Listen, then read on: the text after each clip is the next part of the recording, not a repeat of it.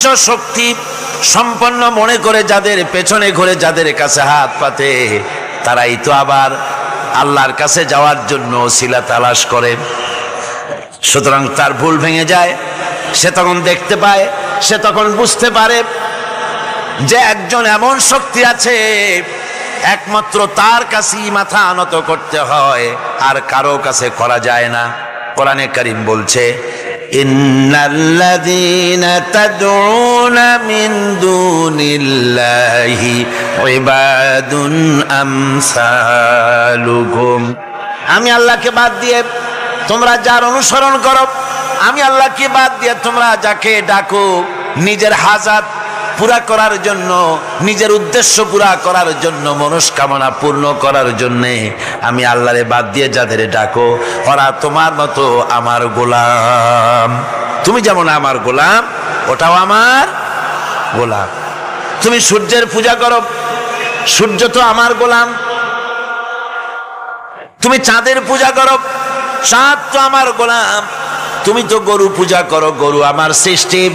তুমি তো মাটি দিয়া তৈরি করা মূর্তি বানাইয়া পূজা করো, মাটি তো আমার বানানো। তুমি কাঠ দিয়া পাথর দিয়া মূর্তি বানাও, এগুলির সামনে মাথা নত করো, ওগুলি তো আমার কাঠ আমার পাথর সব আমার।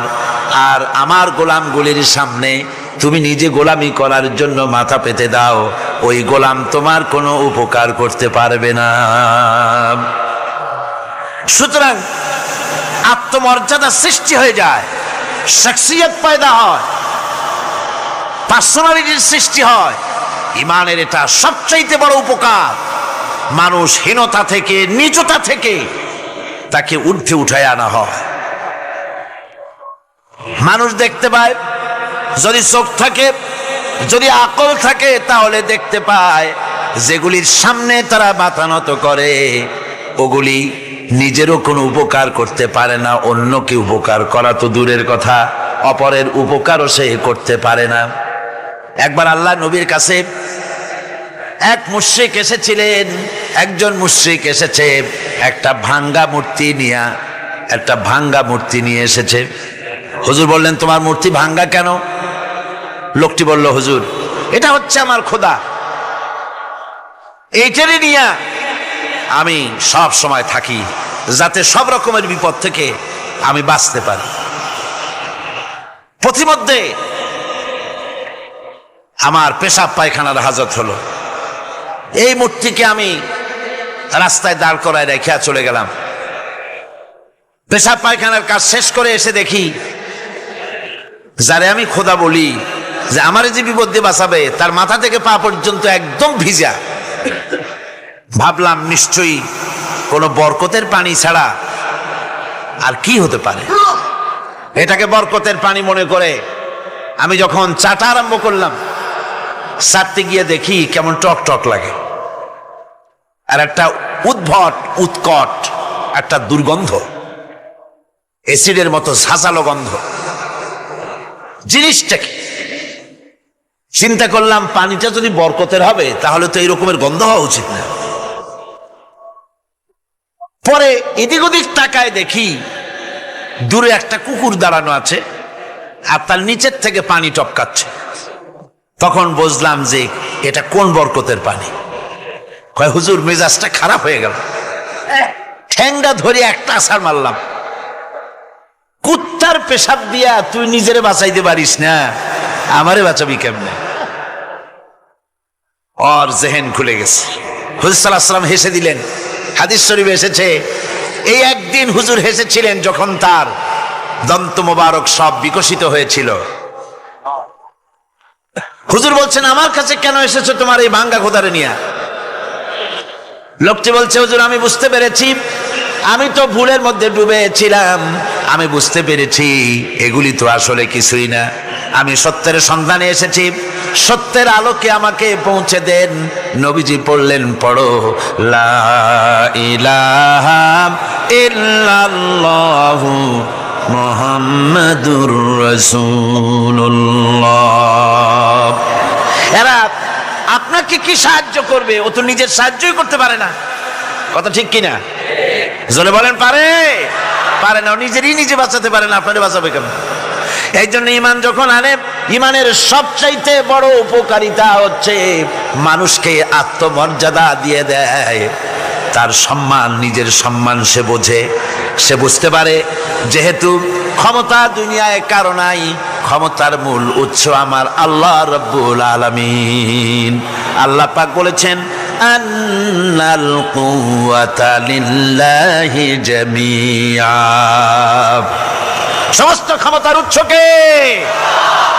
আল্লাহর নবী বলেছেন আল্লাহর সৃষ্টি নৈপুণ্যতা সম্পর্কে যদি কোনো বান্দা 1 ঘন্টা চিন্তা করে, 1 ঘন্টা যদি গবেষণা করে, চিন্তা করে, রব্বুল আলামিন তার আমলনামায় 60 বছরের নফল ইবাদতের সওয়াব লিখে দেন। জোরে বলেন সুবহানাল্লাহ। আল্লাহ পাক এই সমস্ত কথা বলে এখন ওই ফর্মুলা বলতেছেন যে আসলে আমার বান্দা হওয়ার জন্য, খাঁটি বান্দা হওয়ার জন্য তার কয়েকটি বৈশিষ্ট্য থাকতে হবে। আল্লাহ পাক এখানে 8টি বৈশিষ্ট্য বর্ণনা করেছেন। আল্লাহর খাঁটি বান্দা হওয়ার জন্য বৈশিষ্ট্য কয়টা লাগবে? 8টি। বেহেশত কয়টা? বেহেশত কয়টি?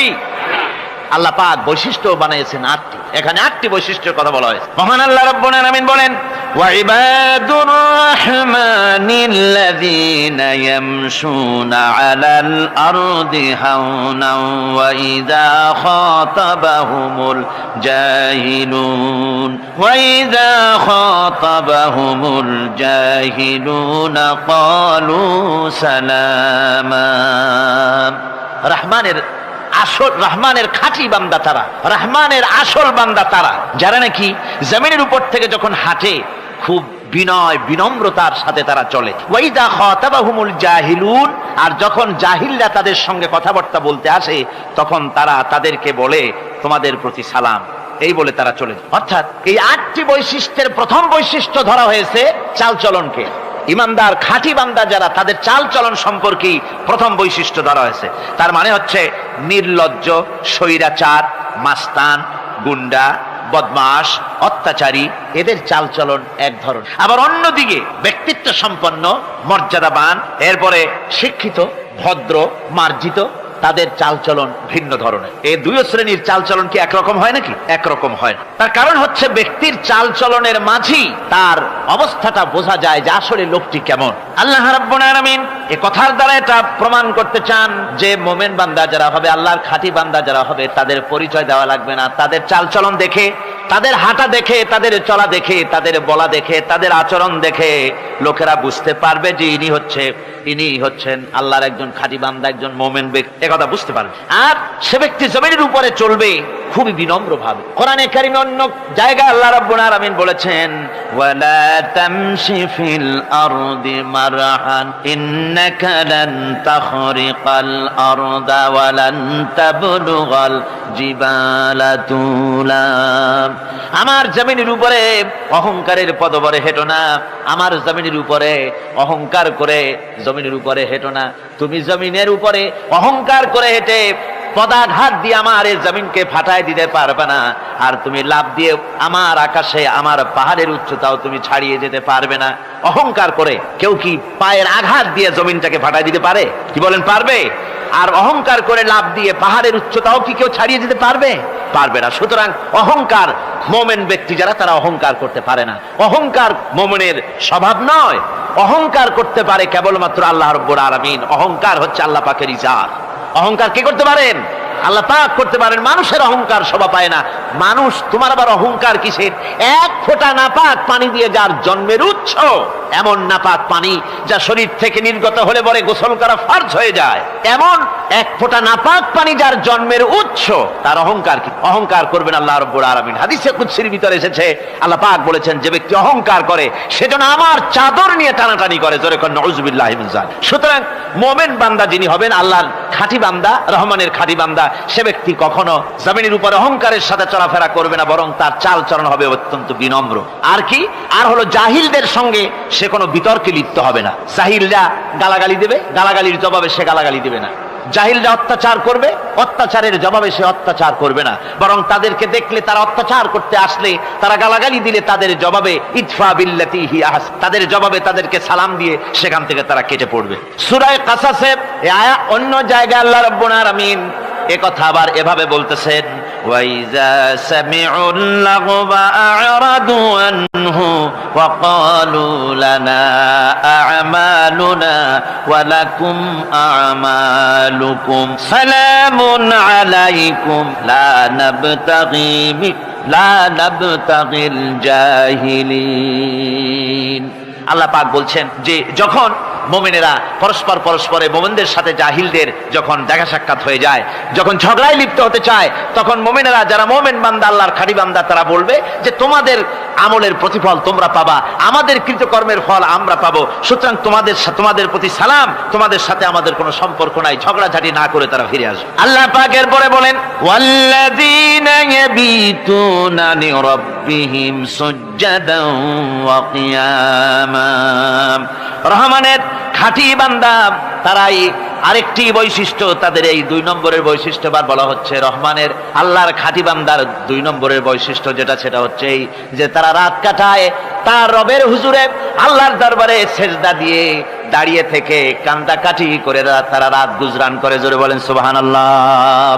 আর এর বিপরীত যারা তারা রাত কাটায় রাতের বেলা মদ, জুয়া, সিনেমা, গান বাজনা, অশ্লীলতা, নাটক, হাবিজাবি গল্প গুজব করে তারা তাদের রাত কাটায়। আর যারা মোমেন বান্দা, আল্লাহর বান্দা, যারা খাঁটি বান্দা, তারা এই রাত তারা আল্লাহর ইবাদতের ভিতর থেকে কান্দাকাটির মধ্য দিয়ে দাঁড়িয়ে দাঁড়িয়ে অথবা সেজদার ভিতরে তারা তাদের রাত কাটিয়ে দেয়। কোরআনে কারীমে আল্লাহ রাব্বুল আলামিন এই কথা এভাবে বলেছেন তাতাজাফা জুনুবুহুম আনিল মাদাজি'i ইয়াদউনা রাব্বাহুম খাওফান ওয়া তামআন। আমার মুমিন বান্দারা তাদের পার্শ্বদেশ এবং পৃষ্ঠদেশ বিছানার উপরে বেশি রাত থাকে না। তারা তাদের রবের প্রতি রবের ভয়, আল্লাহর ভয়, আশা এবং আশা পোষণ করে। আর তারা আল্লাহকে ভয় করে তারা বিছান থেকে নিজের পিঠকে আলাদা করে নিয়ে তারা রাতের বেলায় আমার কাছে কান্দে, আমার কাছে দোয়া করে, তারা কান্দে, ইবাদত করে। সূরা যারিয়াতের ভিতরে রব্বুল আলামিন বলতেছেন কানু কালিলাম মিনাল লাইলি মা ইয়াহজাউনা ওয়া বিল আসহারি হুম ইস্তাগফিরুন। আমার এই মুমিন বান্দাগুলি, আমার খাঁটি বান্দা যারা, তারা সারা রাত ঘুমায় না, রাতের একটা অংশ মাত্র তারা ঘুমায়, সারা রাত ঘুমায় না, একটা অংশ তারা ঘুমায়, আর বাকি অংশটুকুন শেষ রাত্রে তারা ওঠে আর আমার দরবারে তারা কান্দে, মাপ চায় আর কাঁদতে থাকে, চোখের পানি ফেলতে থাকে। আল্লাহ রাব্বুল আলামিন শেষ রাত্রে প্রথম আকাশে আসেন। হাদিস শরীফে এসেছে প্রথম আকাশে আল্লাহ রাব্বুল আলামিন এসে দুনিয়ার মানুষকে ডাকেন, কে আছো? গুনাহ করে জীবন বোঝাই করে ফেলেছো, নাফরমানি করেছো, গুনাহ করেছো, অথবা বিপদে পড়েছো, ঋণগ্রস্ত হয়ে পড়েছো, অসুবিধায় পড়েছো, মামলা মকদ্দমায় পড়েছো, আমার কাছে মাপ চাও, আমার কাছে সাহায্য চাও। এই সময় যে সমস্ত বান্দারা আরামের ঘুমকে হারাম করে আল্লাহর দরবারে কাঁদতে থাকে, তাহাজ্জুদের নামাজ আদায় করে যখন হাত তুলে কাঁদে, আল্লাহ পাক তখন এই দৃশ্য দেখে ফেরেশতাদের বলেন, ও আমার ফেরেশতারা, আমার ওই বান্দাগুলি কাঁদে কেন? সমস্ত মানুষ যখন ঘুমানো, এই বান্দাগুলি কাঁদে কেন বলো? ফেরেশতারা বলে, আল্লাহ তুমি তো ভালো করে জানো। ফেরেশতারা বলে, আল্লাহ পাক বলবেন, তবুও তোমাদের মুখ থেকে শুনতে চাই। ফেরেশতারা তখন বলবে, রব্বুল আলামিন তোমার বান্দা গুনাহ করেছে, জাহান্নামের ভয়তে তোমার কাছে কাঁদতেছে, তোমার ভয়তে কাঁদে, জাহান্নামের ভয়তে কাঁদে। আল্লাহ জিজ্ঞেস করেন ফেরেশতারা, ওরা যে আমার ভয়তে কাঁদে, ওরা কি আমারে দেখছে নাকি? ফেরেশতারা বলেন, না খোদা তোমারে দেখে নাই। আল্লাহ পাক বলেন, ওরা আমার যে জাহান্নামের ভয়তে কাঁদে, ওই জাহান্নাম তারা দেখেছে নাকি? ফেরেশতারা বলে, না আল্লাহ, তোমার জাহান্নাম ওরা দেখে নাই, তোমার বেহেশত কিছুই দেখে নাই। আল্লাহ পাক বলেন, ও আমার ফেরেশতারা, এই বান্দাগুলি আমার দুজক দেখে নাই, আমাকে দেখে নাই, হাসর মিজান সিরাত কিছুই দেখে নাই, শুধু কোরআনের কথা শুনে, আমার নবীর কথা শুনে, আমার কোরআনের কথা শুনে বিশ্বাস করে আরামের ঘুমকে হারাম করে কিভাবে কাঁদতেছে তাকায় দেখ। আমার রহমতের দরিয়ায় জোশ মেরে গেছে, তোরা সাক্ষী থেকে যা, আমার ওই ক্রন্দনরত বান্দাগুলিকে আমি আল্লাহ মাফ করে দিলাম। আমার ভাইয়েরা, আল্লাহ পাক বলেন, আম্মান হুয়া কানিতুন আনা আল-লাইলি সাজিদাও ওয়া কাইমা। আল্লাহ রাব্বুল আলামিন বলেন, সিজদার ভিতরে আর দাঁড়ানোর ভিতরে আমার এই বান্দাগুলি আখিরাতে আমার সঙ্গে দেখা করা লাগবে এই ভয়তে, জাহান্নামের ভয়তে তারা কান্দে। এভাবে কাঁদতে থাকে, আর আল্লাহ পাক ওই সময় তাদের গুনাহ মাফ করতে থাকেন। কোরআনে কারীমের ভিতরে আল্লাহ পাক বলেন, সারা রাত ঘুমাতে আল্লাহ নিষেধ করেছেন, সারা রাত যেন ঘুমায়ো না, পাইকারি দরে ঘুমায়ো না, একটু জাগো। ওয়াজকুর ইসমা রাব্বিকা বুকরাতাও ওয়া আসীলা, সকাল এবং সন্ধ্যায় তোমার প্রভুর, তোমার রবের জিকির করো, স্মরণ করো। ওয়া মিনাল লাইলি ফাসজুদ লাহু ওয়া সাব্বিহহু লাইলান তাওয়িলা, তোমার রাতের বেলায় রাতের একটা অংশ সেজদায় অবনত হও, আর রাতের দীর্ঘ সময় ঘুমায় থেকো না, হয় একটা লম্বা সময় ঘুমাও, কিন্তু একটা অংশ রাখো যে সময় তুমি আমার দরবারে সেজদায় পড়ে যাবে, কাঁদবে। আমার বন্ধুগণ, রাতটা ওয়াজআলনাল লাইলা সুবাতা, আল্লাহ রাব্বুল আলামিন ওয়াজআলনা সুবাতা ওয়াজআলনান নাওমা সুবাতা ওয়াজআলনাল লাইলা লিবাসা, ঘুমকে বানাইছেন আল্লাহ শান্তির বাহন, আর রাতকে করেছেন আচ্ছাদন। রাতকে কি করেছেন? আচ্ছাদন। রাতকে একটা পর্দা লাগিয়ে দিয়েছেন, রাতের পর্দা। যেহেতু প্রেম ভালোবাসা ঢোল পিটায় করা যায় না, ঢোল পিটায় প্রেম করা যায় যায় না, মানুষকে দেখায় দেখায় প্রেম ভালোবাসা করা যায় না। এটা হলো দুনিয়ার রীতিনীতি, দুনিয়ায় যেটা মানুষেরা করে।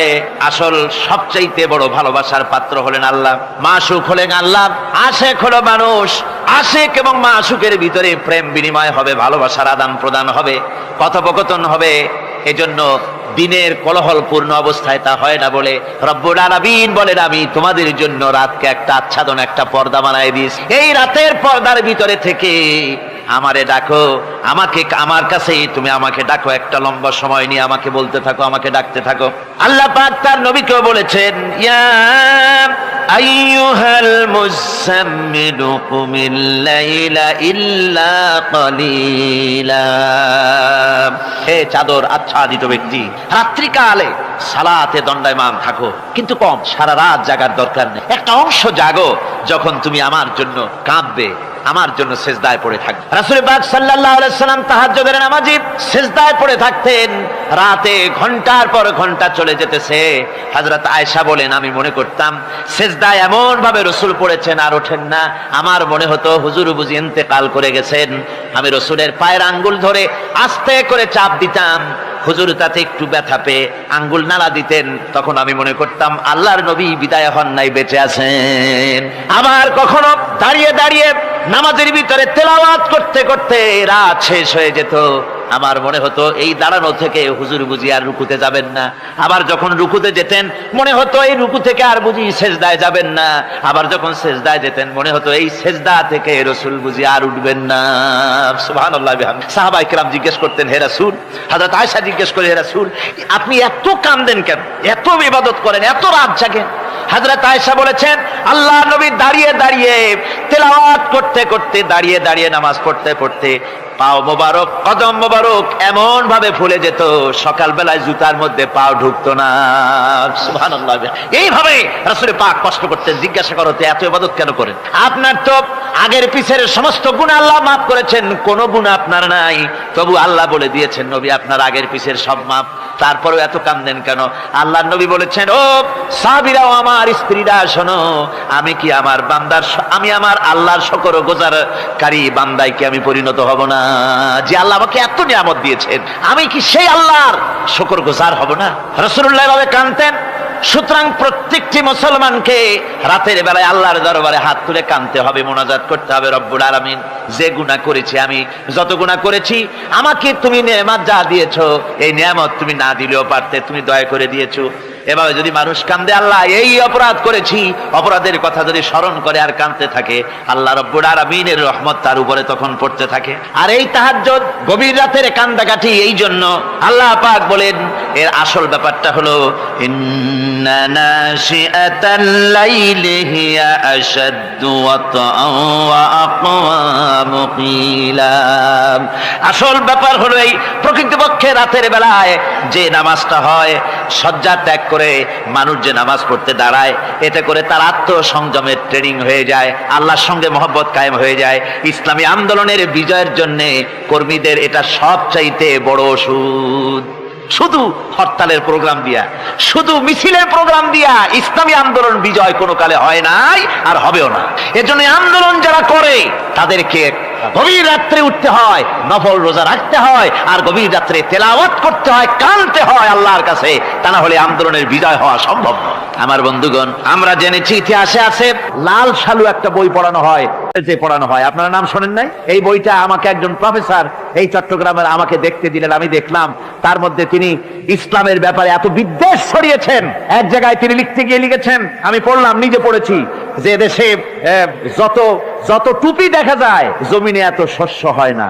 এদেশে এই মোষ দাড়ি গোপ ওঠার আগেই কোরআন শরীফ হেফজ করা সারা, অথচ জমিনে শস্য নাই। জমিনের শস্য আর কোরআন শরীফ পড়ার সাথে তুলনা করে উপহাস করেছে রীতিমতো। একটা দুশ্চরিত্র খলনায়ককে দিয়ে সেখানে কোরআন হাদিসকে বিকৃত করার অপচেষ্টা চালানো হয়েছে। এরকম একটা নিকৃষ্ট বইকে তারা স্কুলে এবং কলেজে সেখানে পড়াশোনার ব্যবস্থা করে দিয়েছে। আর ইসলামের ব্যাপারে যদি কেউ গাইল দিতে পারে, তাহলে সে বইটাকে খুব সুনাম সুখ্যাতি করে বাজারে ছড়াবার চেষ্টা করা হয়, ঠিক কিনা কর? যে কবি, ওই আগেই বলেছি, যে কবি ইসলামের গাইল দিতে পারবে সে সবচাইতে বড় কবি। যে সাহিত্যিক ইসলামকে খোসা দিয়া, কোরআনকে খোসা দিয়া কথা লিখতে পারবে, সে হলো শ্রেষ্ঠ সাহিত্যিক, ঠিক কিনা কর? আর এই খ্রিস্টান জগৎ, ইহুদি জগৎ, তারা ইসলামকে আর মুসলমানদেরকে গালাগালি করার জন্য সব সময় মুসলমান নামের কুলাঙ্গারদেরকে বেছে নেয়। যেমন নবুয়াতের উপরে হামলা চালাতে হবে, সেজন্য এই পৃথিবীর নিকৃষ্ট কাফের গোলাম মোহাম্মদ কাদিয়ানির মতো একটা নিকৃষ্ট কাফেরকে তারা বেছে নিয়েছে, জোরে কর নাউজুবিল্লাহ। তার নাম একটা মুসলমানই না।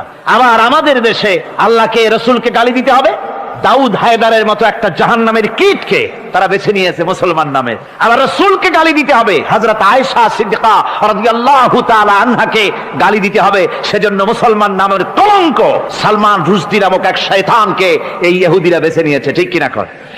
কিন্তু এখন সালমান রুশদি যাবা কোথায়? এখন সালমান রুশদির উপরে যিনি হুকুম হজ জারি করেছিলেন ইমাম খোমেনি বেঁচে নাই, কিন্তু তার হুকুম এখনো বেঁচে আছে। উনি অর্ডার করেছেন, যেখানে পাও সেখানে হত্যা করো, ফাকতুলু সালমান রুশদি হাইসু ওয়াজাদতুম, ওরে যেখানে পাও সেখানে হত্যা করো।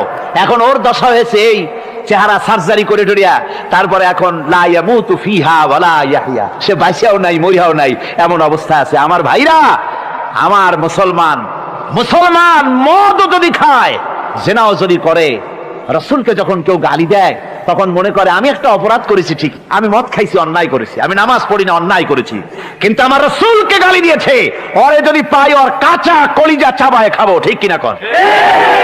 সুতরাং আজকে এইভাবে করে আমার দেশের শিক্ষা ব্যবস্থাকে নষ্ট করা হয়েছে এই ধরনের বই পড়িয়ে। এবং এক শ্রেণীর শিক্ষক আছেন যারা কলেজ ইউনিভার্সিটিতে অপ্রাসঙ্গিক ভাবে ইসলামকে গালাগালি করে, আল্লাহকে গালি দেয়, ইসলামকে গালি দেয়, মুসলমানদেরকে গালি দেয়। বরদাস্ত করতে পারি না। বলি বন্ধুরা, ইসলাম যদি ভালোই না লাগে তাহলে নামটা মুসলমানি নাম রাখছেন কেন? ঘোষণাটা দিয়ে দেন, আমরাও জানাজা না পড়াবার হাত থেকে বেঁচে যাই, ঠিক কিনা?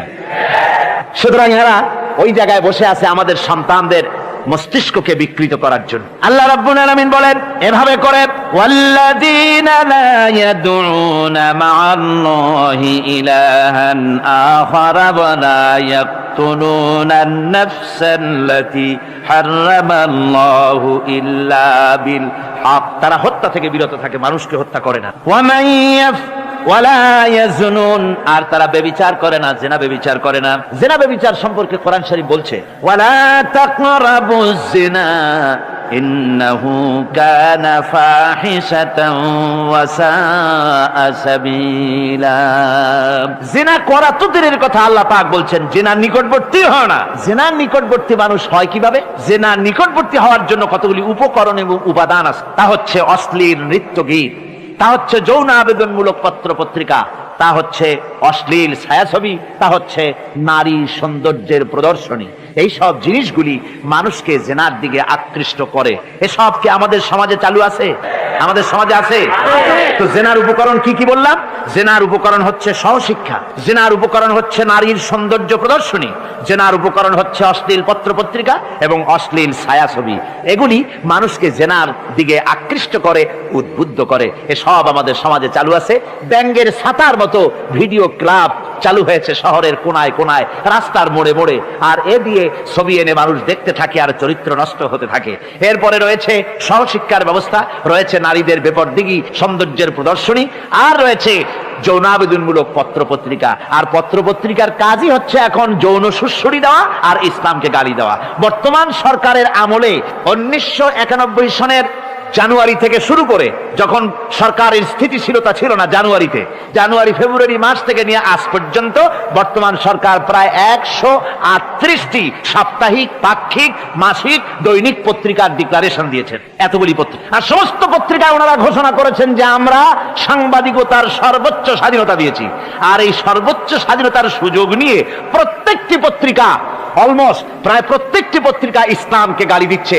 আর কিছু পত্রিকা সমাজে চালু হয়েছে, বাংলাদেশে চালু হয়েছে ভারতের রয়ের টাকায়। ভারতের রয়ের টাকা দিয়ে যে পত্রিকা, দৈনিক এবং সাপ্তাহিক পত্রিকা চালু হয়েছে, তার ভিতরে রয়েছে দৈনিক ভোর এবং আজকের কাগজ, সাপ্তাহিক পূর্বাভাস। ভারতের রয়ের টাকা দিয়া পরিচালিত এই কাগজগুলি গোটা বাংলাদেশের জাতি সত্তাকে দ্বিধা বিভক্ত করার জন্য সর্বাত্মক প্রচেষ্টা তারা চালাচ্ছে। এরা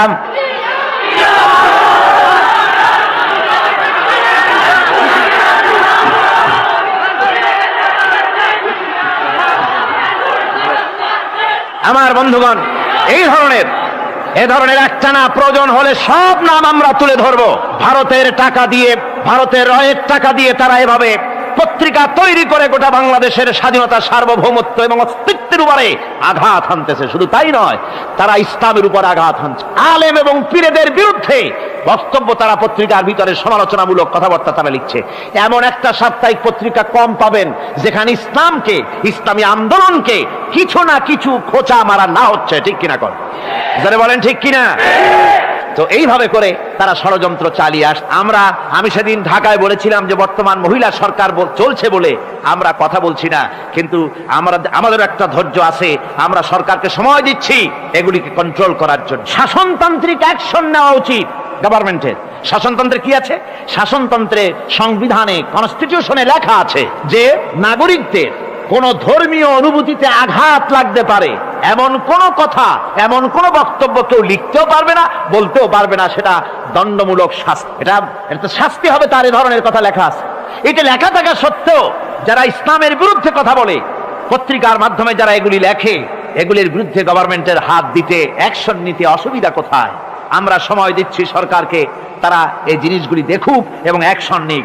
যদি তা না হয় তাহলে জনগণেরও তো, ইসলামের, এদেশের মুসলমান বৃহত্তর জনসংখ্যা, জনগোষ্ঠী হচ্ছে মুসলমান, ইসলামের বিরুদ্ধে, তার আল্লাহর বিরুদ্ধে, রসুলের বিরুদ্ধে, মুসলমানদের সবচাইতে প্রিয় জিনিসগুলির বিরুদ্ধে কেউ যদি কথা বলে, মুসলমানেরা তা বেশি দিন বরদাস্ত করবে না।